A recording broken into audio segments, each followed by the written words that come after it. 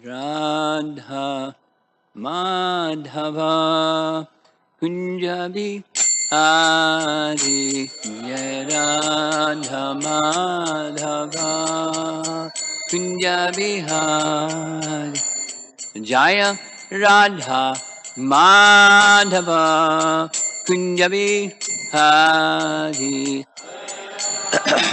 Madhava Kunjabi Hari Gopijana Bhalabha Girivardhari Gopijana Bhalabha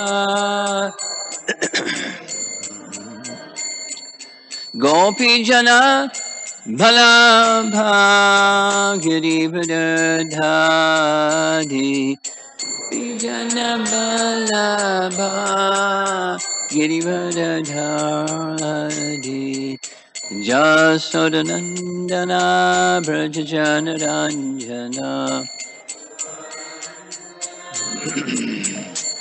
Jasodanandana Brajajanaranjana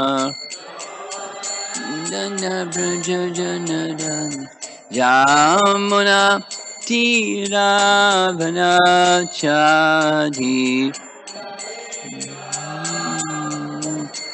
Jamana Tiravana Chadi Tiravana Chadi Jaya Radha Madhava Kunjabi Hari Jaya Radha Madhava Kunjabi Hari Jaya Radha Madhava Kunjabi Hari Jaya Radha Madhava Kunjabi Hari Gopi Janab Bhalabha Girivardhari Gopi Janab Bhalabha Girivardhari Gopi Janab Bhalabha Girivardhari Gopi Janab Bhalabha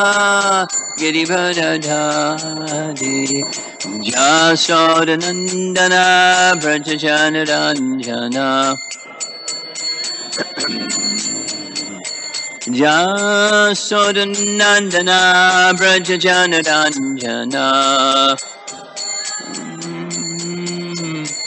Jamuna Tiravanachadi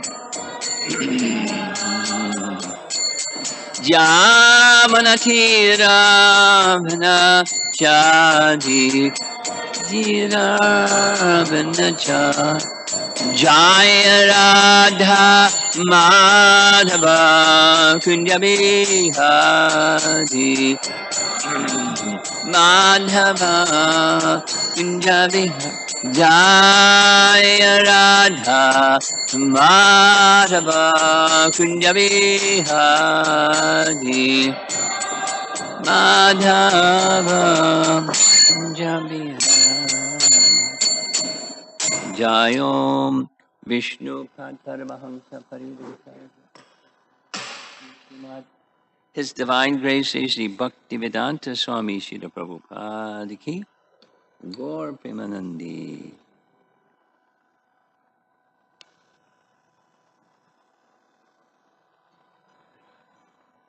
Om Namo Bhagavate Vasudevaya. Om Namo Bhagavate Vasudevaya. Om Namo Bhagavate Vasudevaya.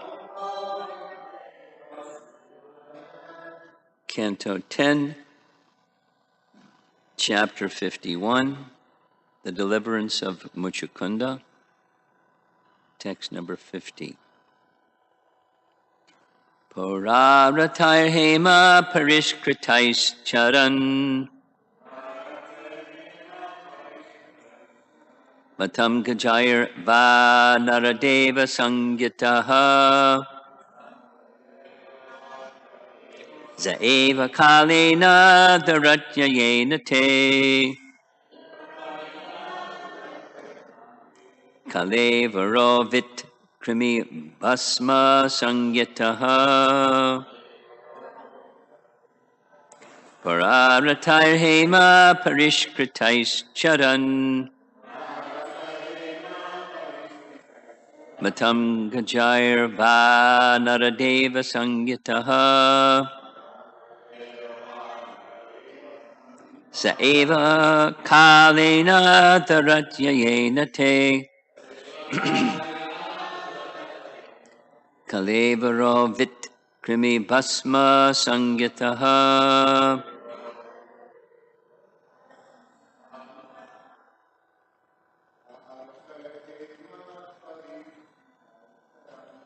Pararatayar hema pariskritais charan. Matam kajayar va naradeva sangyataha. Saeva kalena dharatyayena te.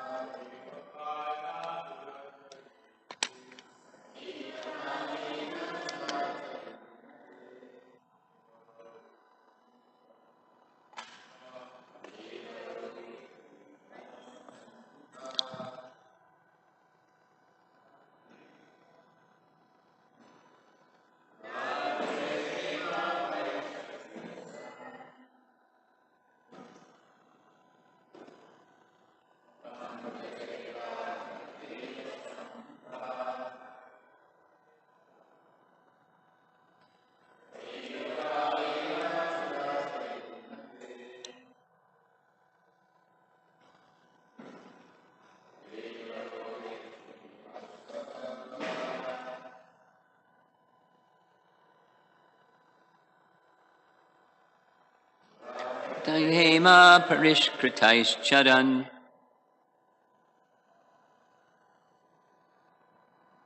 Matam naradeva sangyataha.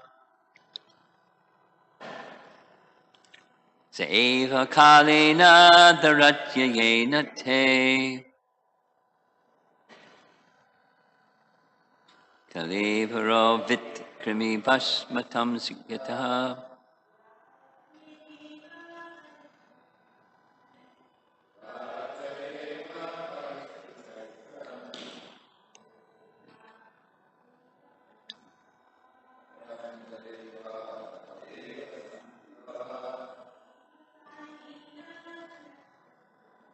Saeva kalena dharatyayena te.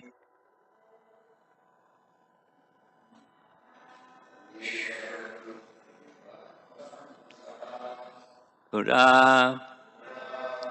Previously, Ratai in chariots, Hema with gold, Parishkritai furnished, Charan riding, Matam fierce, Gajai on elephants, Va or Naradeva king, Sangyataha named, Saha that, Eva same, Kalena by time, Duratyayena unavoidable, Te your, Kalevaraha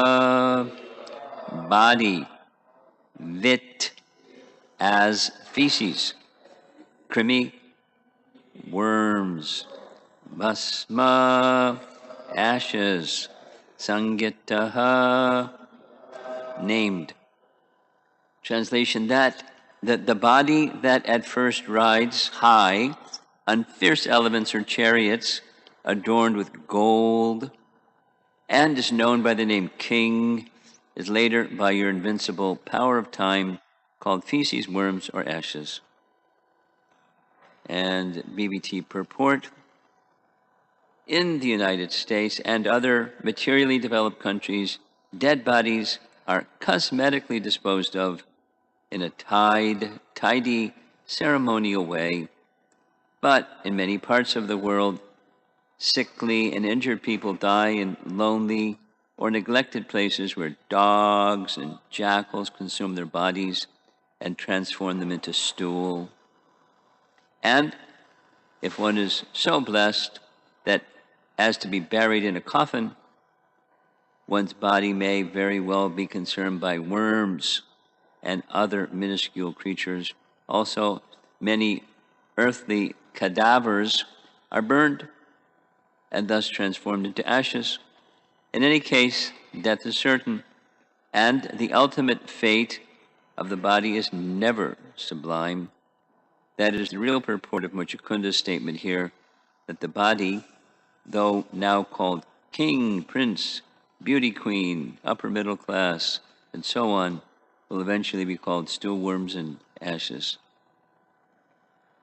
Srila Sridhar Swami quotes the following Vedic statement: Yone sahasrani bahuni gatva dukkena labdvapi cha manasatvam sukhavaham ye na bhajanti vishnum te vai manushyatmani shatru bhuta.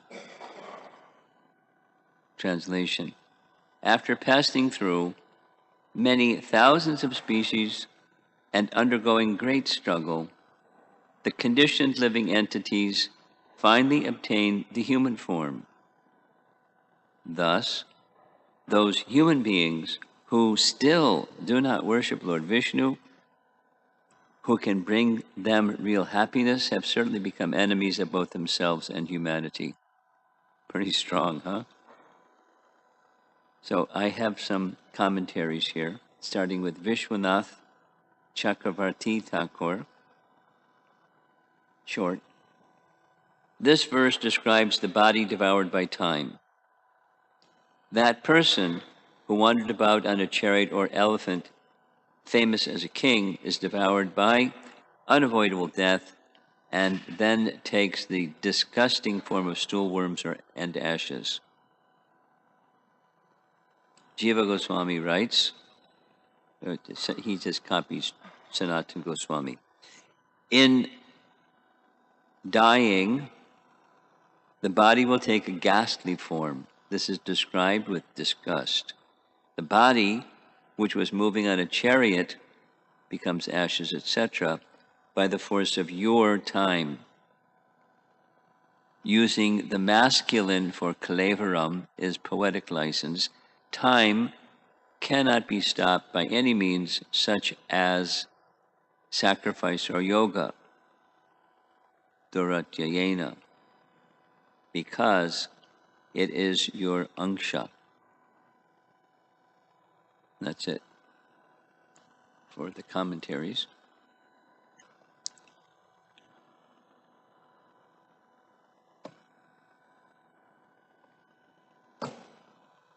Muchakunda is a celebrated person.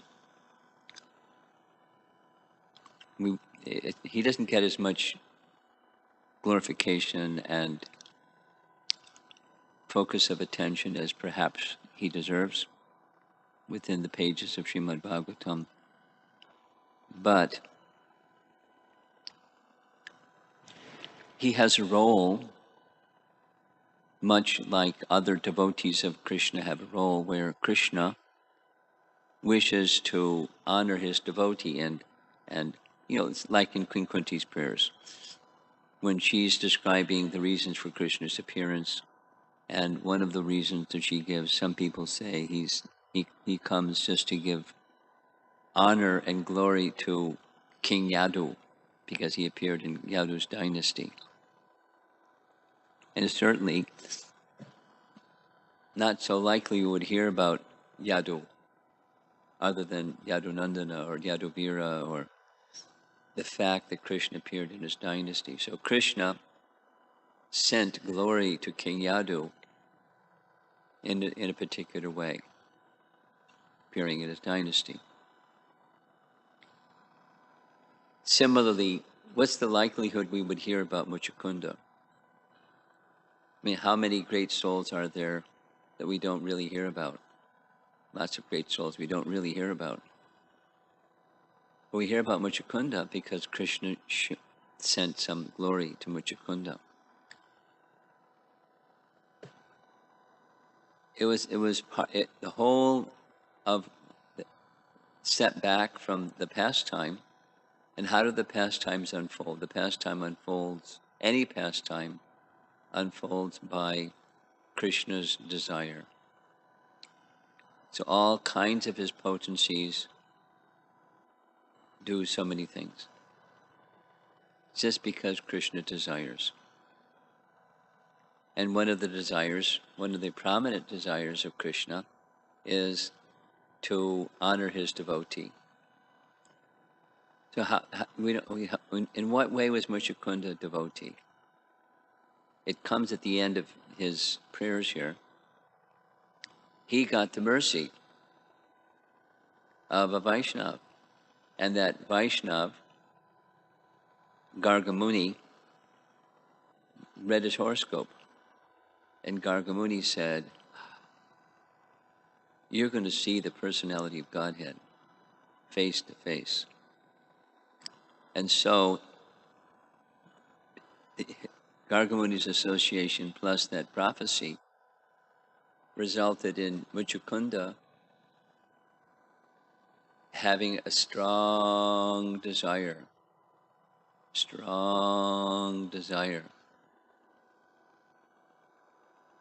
to see the personality of Godhead. He became his devotee, and a strong desire to see the personality of God. And so he was carrying that in his heart. And it didn't happen. He did so many other things, but he didn't leave that to the side. He was always carrying that strong desire. You can say, we want to be Krishna's devotee. We're convinced we should be Krishna's devotee. It's who we are, and it's what we should be doing, and so we're doing. And he had this additional, and he wants to see the personality of Godhead face to face. And it was confirmed. And he trusted Gargamuni as truthful. So when will that day come? And we don't have such a prophecy. An astrologer tells us one day. But we have our acharyas saying one day. And how strongly are any one of us focused on when will that day come? Kabe Habe Bolo Se Din Amar. One of the themes for one of the Festival of the Holy Name events was taking the word yes and breaking it down. Yearning, maybe you remember, we started with singing Kabe Habe Bolo Se Din Amar. It starts with yearning, and as that yearning continues and matures, it becomes enthusiasm, and as that continues and matures, it becomes spontaneous. It's kind of not like mechanical, but that's the sequence. Yearning, enthusiasm, and spontaneous. So when spontaneous comes, the flow of attraction, strong attraction for Krishna it's not impeded by anything. And it's not started by anything. Ahitokiya pratyata, yayatma supersedes. That's where rasa enters the heart. So what's our position? It's maybe, hankering for a genuine taste. You could say ruchi. Taste. Rasa is what you taste. A taste for what's beyond the temporary. A taste. And from eagerness to enthusiasm for that. So once that taste is experienced, it's anything else doesn't compare. And one becomes eager for more. It's not like, I don't know, something, a nice food that you like. Somebody cooks something very nicely, you taste, and you say, oh, I want more. But this is something that there's no satiation. So Muchukunda, back to Muchukunda, he had that hankering. And when Krishna introduced himself to Muchukunda, who are you? You're this effulgent being. And Krishna identified, I'm the one that you've been hankering for. This is my name, my credential, here's my passport. Here's who I am. And you're my devotee, and you've been hankering for me, so I've come. Then comes what's natural for a devotee, humility. That's his prayers are expressions of humility. One after the next, after the next. And so in this state of contact with the personality of Godhead, humility doesn't stop. It becomes magnified, amplified, stronger. Very attractive. Very attractive.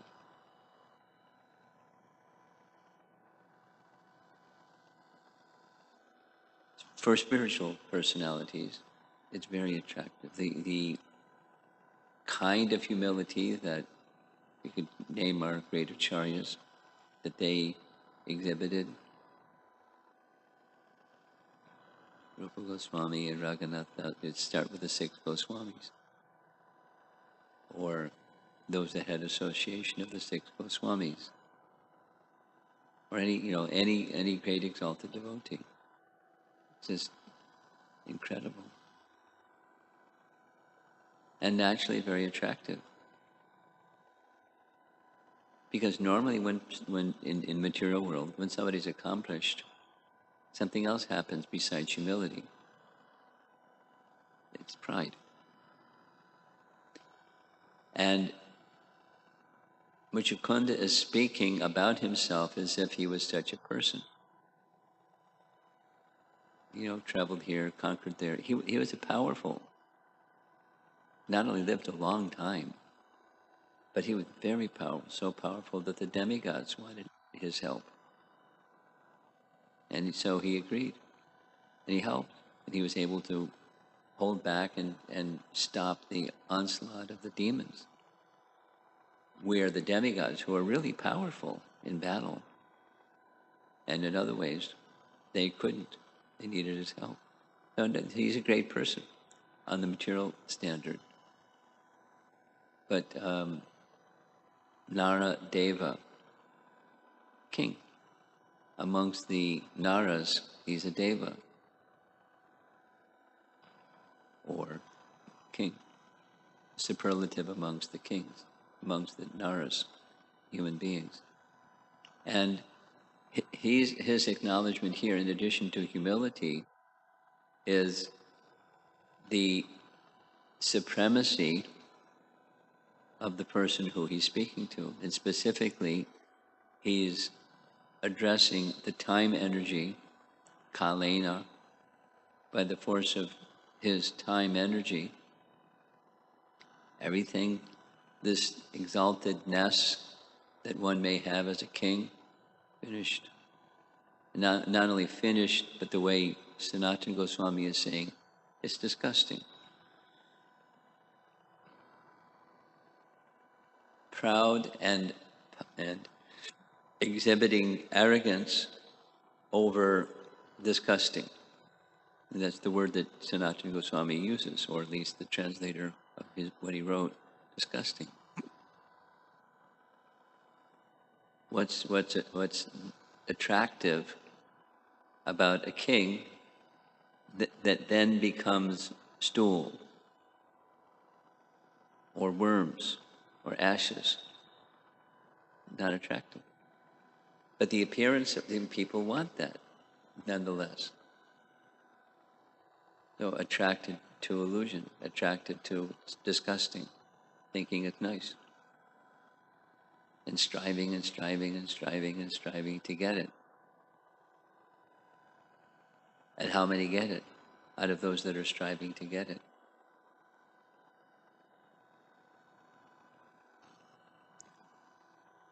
I mean, put this to the side for a moment, hit the pause button, and the queen died, and now there's a king replacing the queen, and all this pageantry, and he should read Srimad Bhagavatam. And, when we come across these things, we don't insult people who are doing the pageantry. When there's some, whatever it is, opulence, becoming a king, or becoming whatever it is that other people hold to be of high estimation, some kind of celebrity of some kind.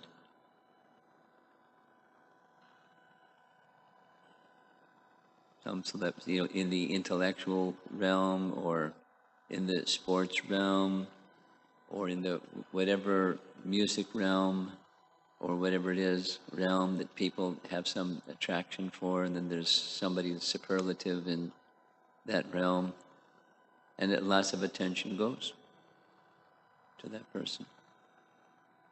Or the exhibition of some opulence. But what's that opulence? First of all, it's something from Krishna.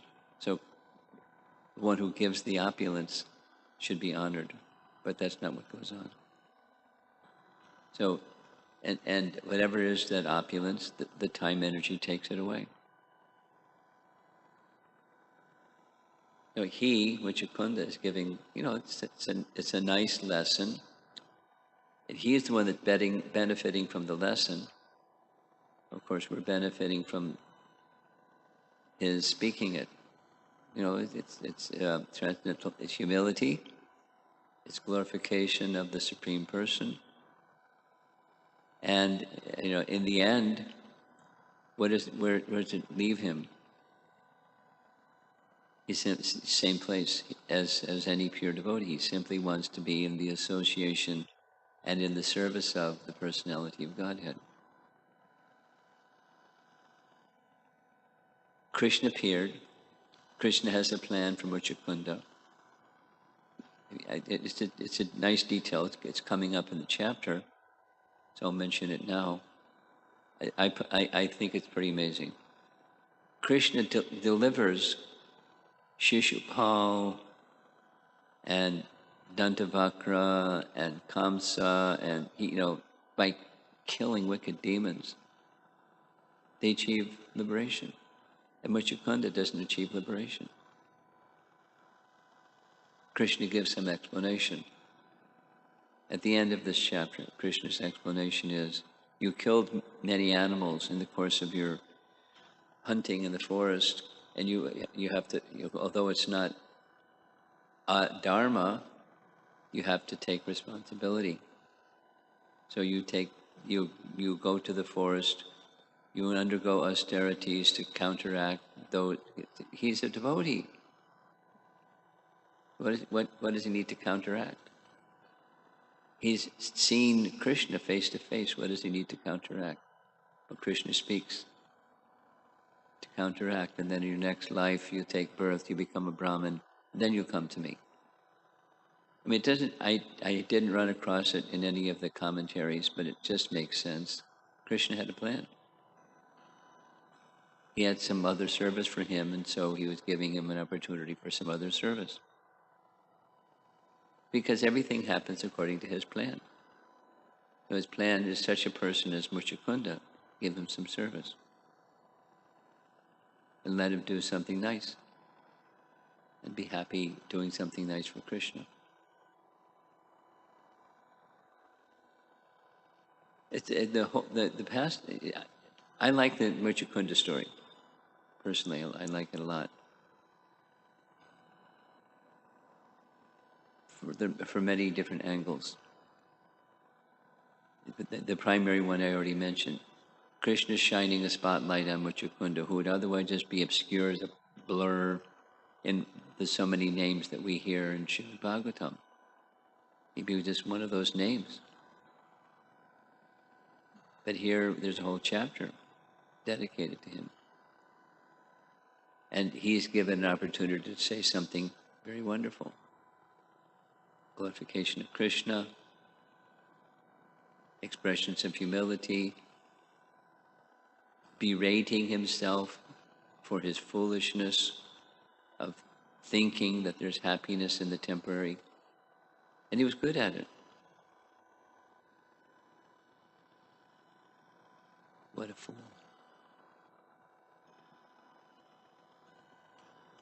Lots of clarity about Krishna and that Krishna here, Krishna's time, energy, etc. How the flow of things happen. Very clear.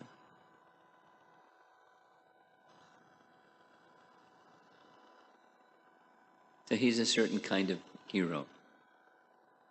Bhagavatam hero. Not really, really, really prominent. There's others far more prominent, even ones that are a little more obscure. Sandipani Muni, anyway, so many. Sudama Brahman, they're very dear to Krishna also. But Muchukunda is very dear to Krishna. Look what he did.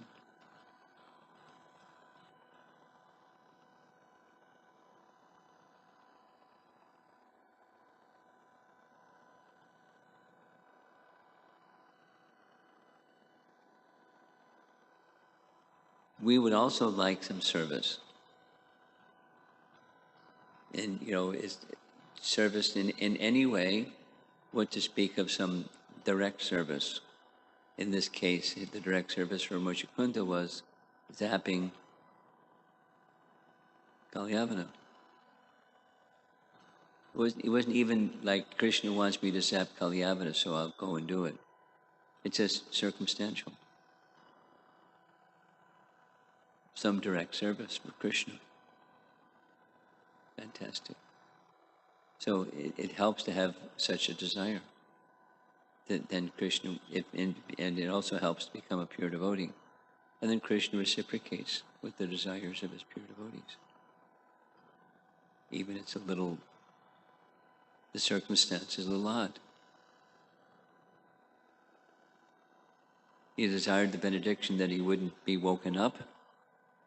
And if anybody woke him up, they would instantly burn and become a pile of ashes. That's not,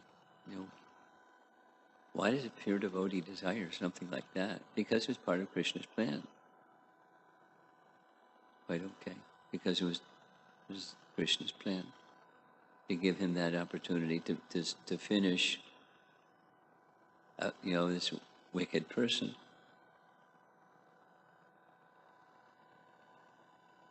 And the whole thing. And how the wicked person become a wicked person, it's a whole other part of Krishna's plan.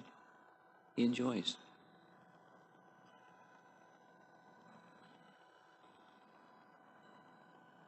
He enjoys combat and he enjoys honoring his devotee. So some things happen because he enjoys combat.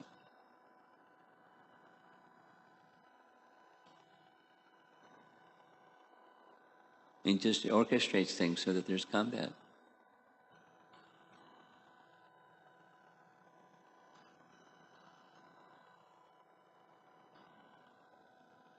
And just one pastime I'll be speaking about to the Chinese devotees. When the chapter where Duryodhana is humiliated, Krishna's honored. Shishupal gets freaked out. Those, the Pandavas want to finish him. Krishna stops them, just lifts his hand, no, don't. And then the 100th time, finished. And some contemplation of why he did what he did, the way he did, and when he did, and so forth and so on. And then the Rajasuya Yagya carried on. It was completed. And there's rituals and rituals and rituals and rituals. After that mess of Shishupal being beheaded, the Yagya went on. The Rajasuya Yagya went on. And the Rajasuya Yagya was attended by Duryodhana. Duryodhana paid tribute to Yudhisthira because otherwise the Yagya couldn't have proceeded. He paid tribute because he understood Yudhisthira is a good person. Duryodhana and others, Shalva and others. At the end, Krishna decided that he would stay for some time. And Duryodhana was in the vicinity. This is not far from his kingdom. Indraprastha was not far from Hastinapur. So he, seeing the glorification of Yudhisthira and seeing the opulence of Yudhisthira, etc., he decided to go show his opulence. He brought his sword, he brought his crown, he brought his entourage. I'm opulent too.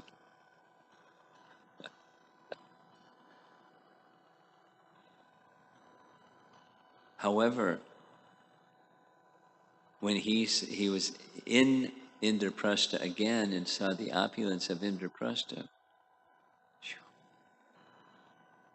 Indraprastha was built by Vishwakarma, and the many of the details, particularly the assembly hall details, Mayadanava is like fantastic.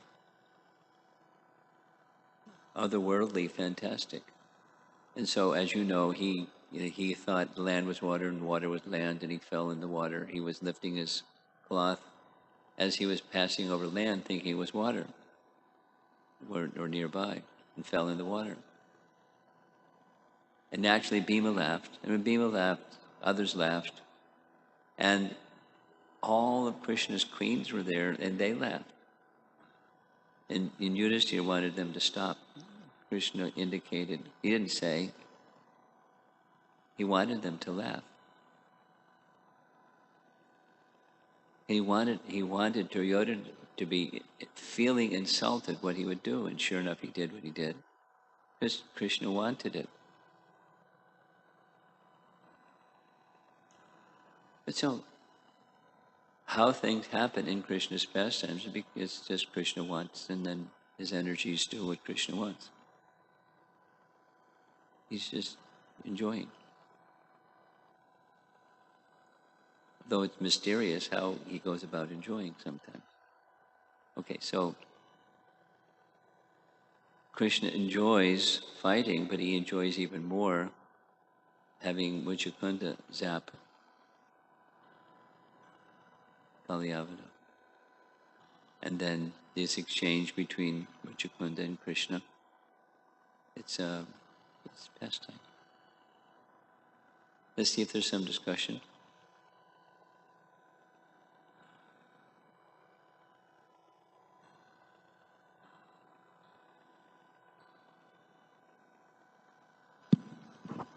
Hare Krishna Guru Maharaj.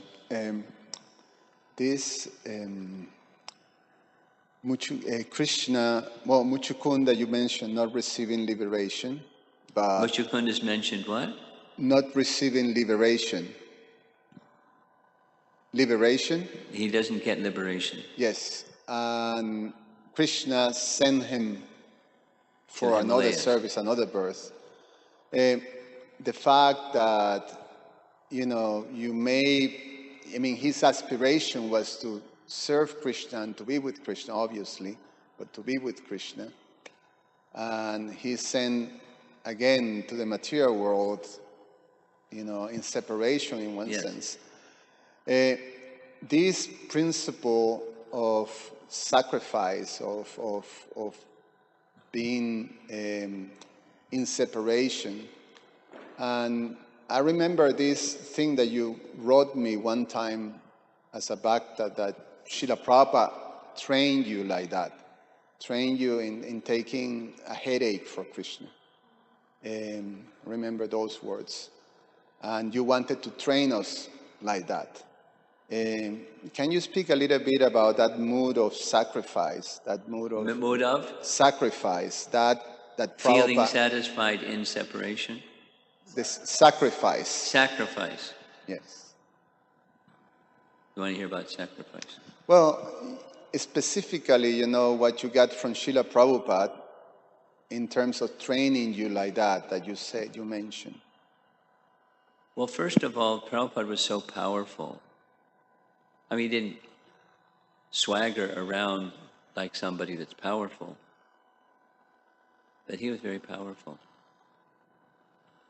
And iron filings are attracted to a magnet, and a person who has the empowerment like Prabhupada had attracted many, many, many people. And he was expert in engaging those that were attracted to him. But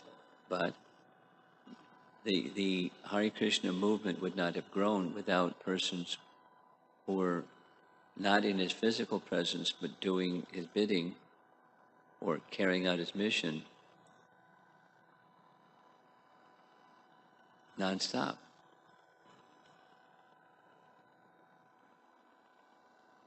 So it's my understanding, just to elaborate on this, which what you're asking is, it's part of his plan was Krishna's plan, and Krishna's plan comes with potencies. So that we, many of us, served without so much in-person association. The sacrifice was love. It wasn't like sacrifice that hurts. And finding creative ways to fulfill that which we knew Prabhupada wanted. And then different persons having different inclinations to serve in different ways, without listing the many, the categories, and then finding ways. And receiving his encouragement, chastisement and admonition, warning us about so many things. So he was a powerful person. And so making sacrifice for such a powerful person taps you into the power of that person. We felt empowered.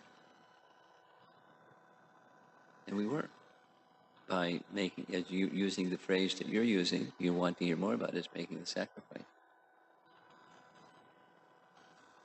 Without control of the mind and senses, one cannot progress even materially.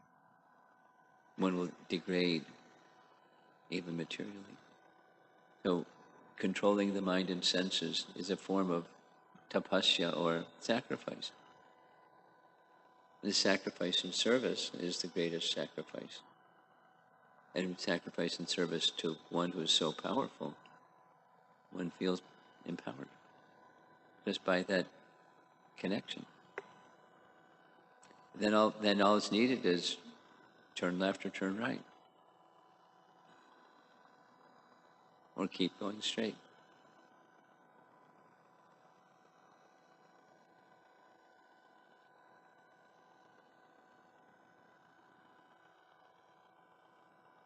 For persons that Prabhupada knew his audience, and he knew it, the assignment given to him by Bhaktisiddhanta to speak in the English parts of the world, and he was very clear.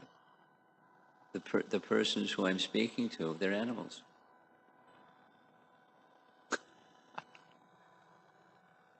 Unregulated, disturbed, distracted, and that was his audience. And his business was to make them into first-class Brahmins. What a challenge. So to go from that down to being empowered, sacrifice is needed. We let go of that and we take this.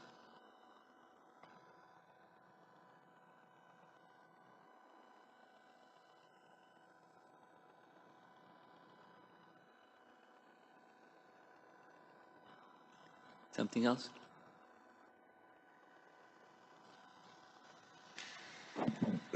Hare Krishna Maharaj. There's a lot of echo coming when you're speaking. The voice is not clear. Is it possible for you to speak slowly? Yes, I'll try my best. You generally, you're 10 miles an hour faster than my ears.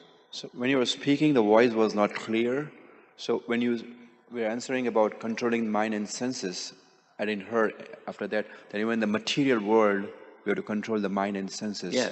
To be successful materialist, you have to focus. You have to focus your mind and your sense activities. If one doesn't do that, one will not be successful materially. Thank you. Or spiritually. Or spiritually, yes. They have to be focused, right? Focused, yeah. Mind.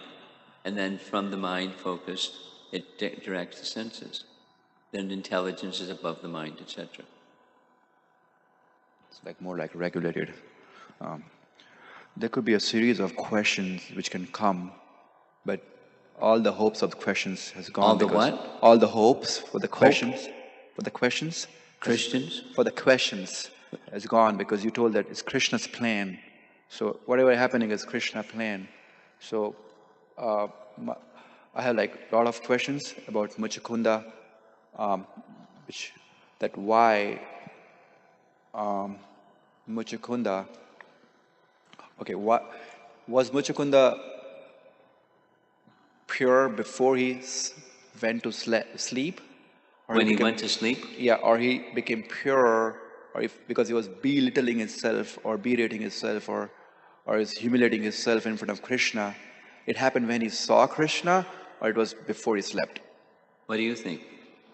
I think when he saw Krishna, it's confusing because you told that he was a pure devotee. So before he slept, he was pure. Absolutely. Now, is it possible? I'm going to speak slowly because you don't. Is it possible that one can be a pure devotee and not yet see Krishna? I'm sorry, it is possible one can be a pure devotee. I'll say it again, slowly. Is it possible for one to be a pure devotee yet not yet see Krishna? Is it possible? Possible. Okay. Then what happens when such a person who is a pure devotee who has not yet seen Krishna then sees Krishna? What happens? Do they become like a super pure devotee, or what happens?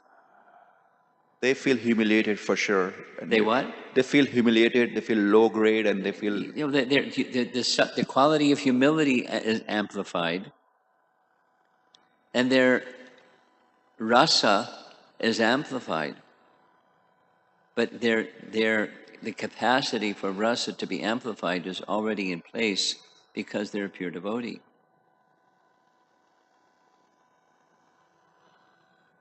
Because we have seen in the case of Prahlad Maharaj, Dhruv Maharaj. Exactly. Exactly. Then the second question is that Sage Narada was very pure compared to Muchukunda, which I feel, I'm speculating, I could be wrong, you can correct me. He got an opportunity to see Krishna just for a moment, and he left away. That you have to become more pure. And in the case of Muchukunda, Krishna came personally, and he allowed him to offer all this list of prayers. And then okay, now you go and do austerities. Why is that? Why? Variegatedness. Krishna is not a cookie-cutter God.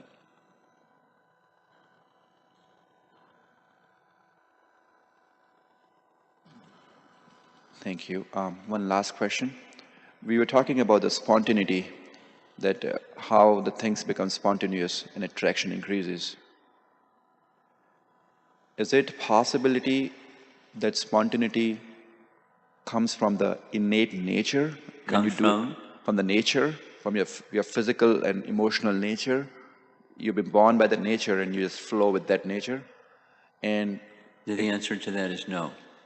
It comes from the spiritual strata, not from your psychophysical nature, which are the psychophysical nature can be spiritualized, but spontaneity doesn't arise from your psychophysical nature. It arises from the spiritual strata. about the materialistic people who want to be Material what? the materialistic businessman, the big people, Speak slow, please. the people who work in the corporate world, Yeah. the materialistic workers. They have their fixed intelligence. They have what? Their fixed intelligence. They have intelligence, for They sure. have their determination, Yes. and they are spontaneous. Well, what does that mean?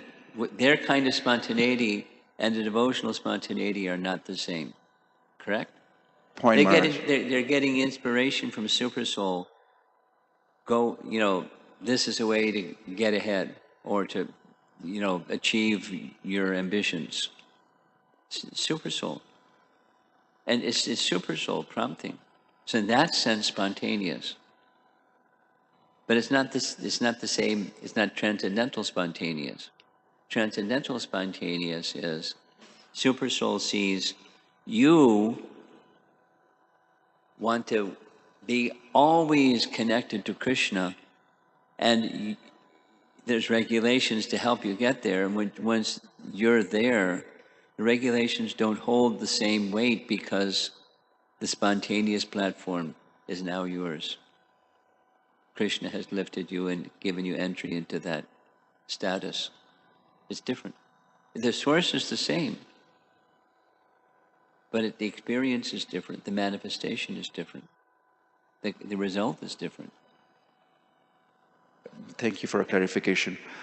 Just one last follow-up. That can I put this question in a different way? Let the person start the devotional service. Which person? Yes, when the devotee, The materialist or a devotee, the devotee? a devotee start a devotional service, and he's doing his bhajana kriya. He's what? He's doing his bhajana kriya. Bhajana kriya. Okay. He's not even in a stage of nishtha. Okay. Or let's say if he's in stage of nishtha, probably, still it is a bhakti who's inspiring or a super Is soul it is inspiring. possible what?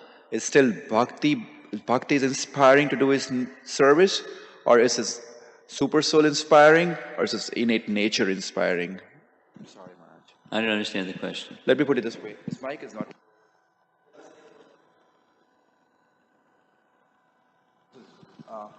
So when a devotee, a new devotee who joined the temple, and They're doing sadhana, they're doing bhajana kriya. That's he's doing very bhajan nice. kriya, And they're not yet at the nishta stage. maybe at the nishta They may stage, be at the nishta let's stage. say, and he's doing a spontaneous service. Is this coming from his When you innate say he's doing spontaneous service, Service. what does that mean?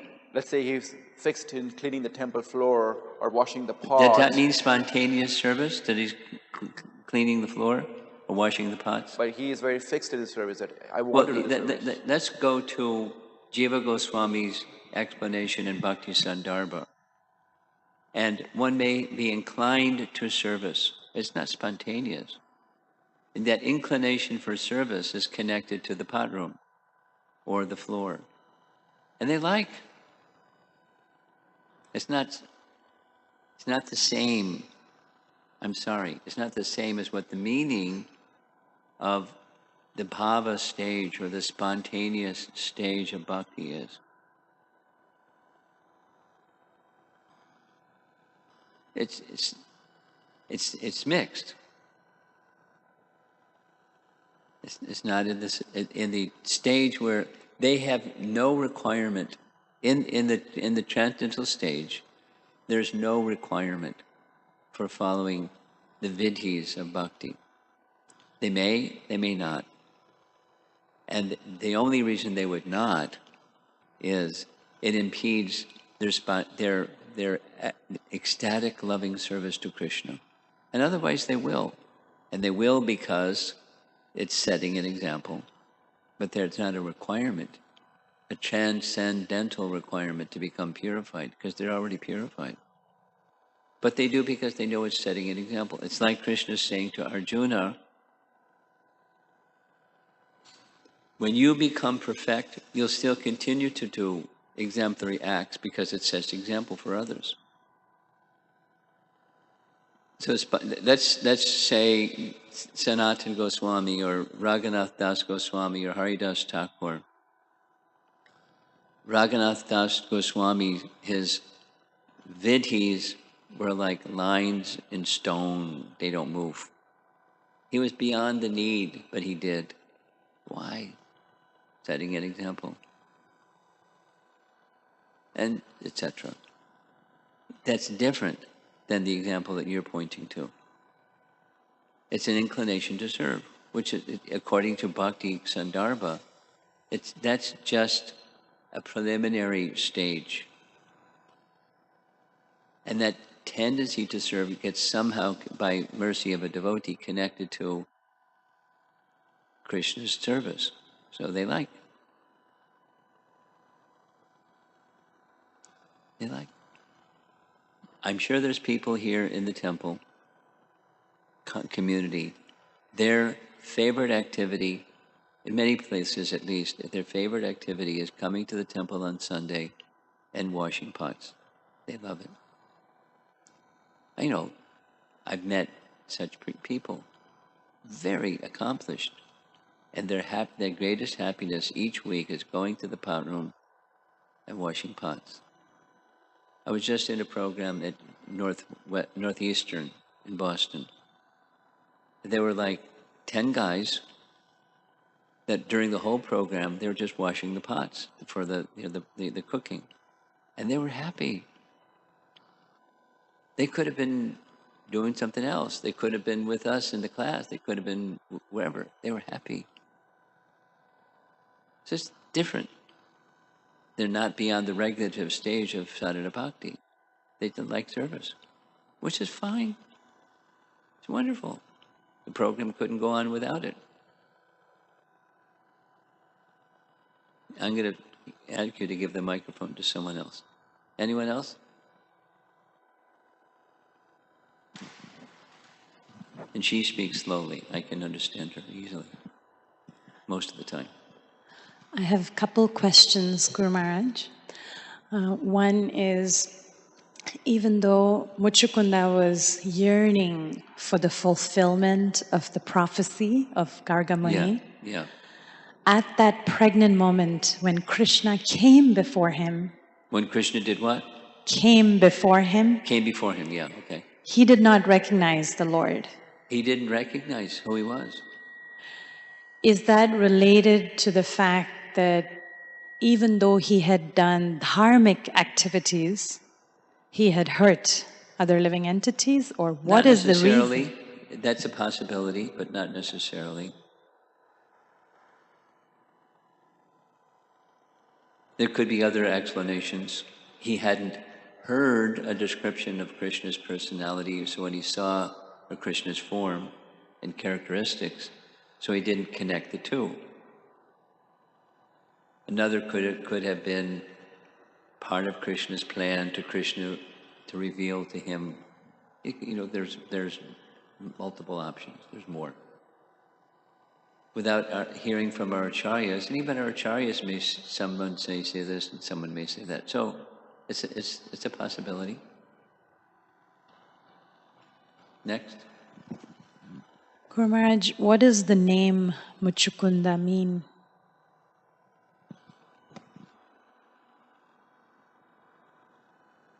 I have to look it up. I don't know offhand. You have? Question, the meaning of his name, Muchukunda. Sanskrit name. What's the meaning of his Sanskrit name, Muchukunda? I'll ask. I'll let you know. Anyone else? Okay. Srila Prabhupada. Romapada Swami Maharaj ki jai.